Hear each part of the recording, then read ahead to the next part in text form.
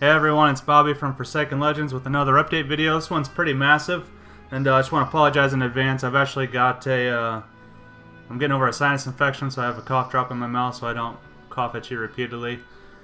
So, sorry if that's annoying to listen to, but I wanted to get you guys an update because we've had 2 new releases since I've been able to do an update video. So I wanted to go over all the new features that we've done, show you the new user interface, and just show you around what we've been working on. So, I'm going to turn the music down a little bit here.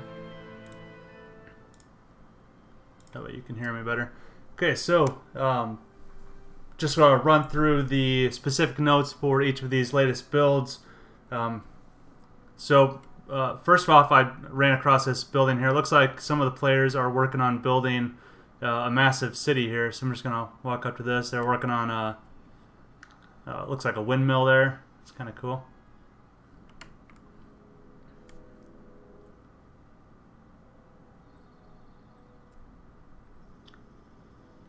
Loading in some big buildings here, so it's streaming everything in. We're still working on smoothing the whole process out of streaming in all of the material. This isn't the final terrain solution that we're going with, so we don't want to waste too much time on that. We're actually going to be moving to voxel form.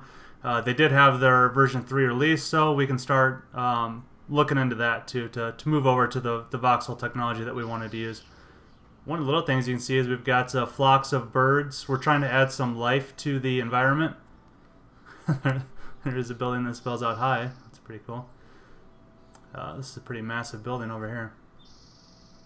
I think they're still working on it, building up the walls and everything like that. So I'm just going to wander around here.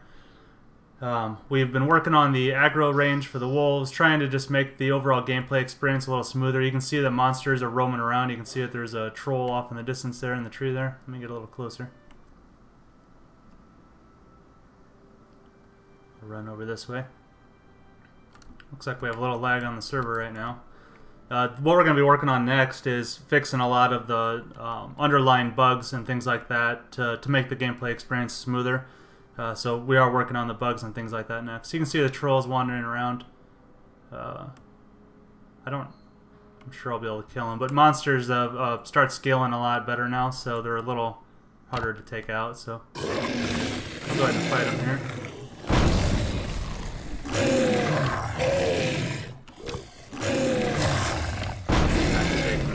You can see, the terrain does pop in and out because of the way that we're loading in the terrain solution. So once again, that will be a smoother process there. Where you can see in the distance where the trees are, completely unloading and things like that. So you can see we've got experience points, and I just leveled up, so I'm level 2 now. So the experience scales with the character better. Item requirements are in, so I can't actually equip that yet, but I can close out of there. So we added a close button there. Just a lot of user interface stuff. Speaking of user interface, we've started implementing the new user interface. We're still working on it, getting everything implemented, but you can see we're no longer using the default stuff, so we're starting to move over into the new user interface and building all of that out. Preston has been working on a lot of the graphics here, and then Ben, the new developer, is working on implementing all of that into the game. So it's a little preview of what the user interface is going to look like. Let's see what else we got. We added ambient sounds, so you can have a little more realism to the environment, try and pull you into the environment a little more. So we have some ambient music. Flocks of birds to the sky. Been tweaking. Oh, we did stop monsters from spawning near inside buildings. Same thing with the item or the resources. They won't spawn near buildings or inside buildings anymore, so you don't have to worry about a tree going through your fort. We have disabled the rarity levels on the building, such as foundations and things like that. We found that it was just a little cumbersome to try and come up with all sorts of different rarity levels for item stacking and things like that. So right now, all of the building materials just do 1 rarity level, so they all stack. You can see, a little more of the user interface though. Just some more, still building it out, but being able to have the different categories, and then up here you'll choose from the different. So like now you're on blacksmithing, so you could choose cooking, or you can have a troll randomly photobomb your video and start attacking you. Let me take them out real quick. So we're going to be we're able to add in a lot of different skill sets, and we'll all be organized inside a nice little loot window, or not loot window.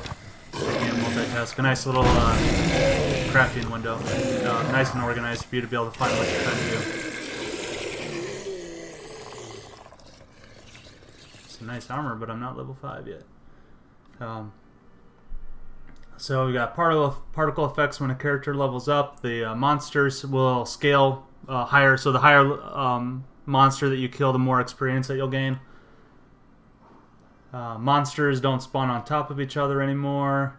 We've got rid of all of the auto attack names and named them basic attacks because we don't have any auto attacks. There's no buttons that you can just click and keep attacking the monster. Every time you want to attack, you got to hit a button. So we've renamed some of the skills and things like that just to clarify stuff.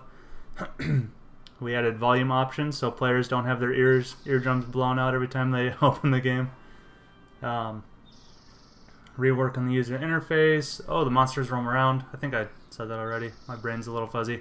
But it's kind of cool to see wolves and stuff like that just randomly, roaming around doing their own thing.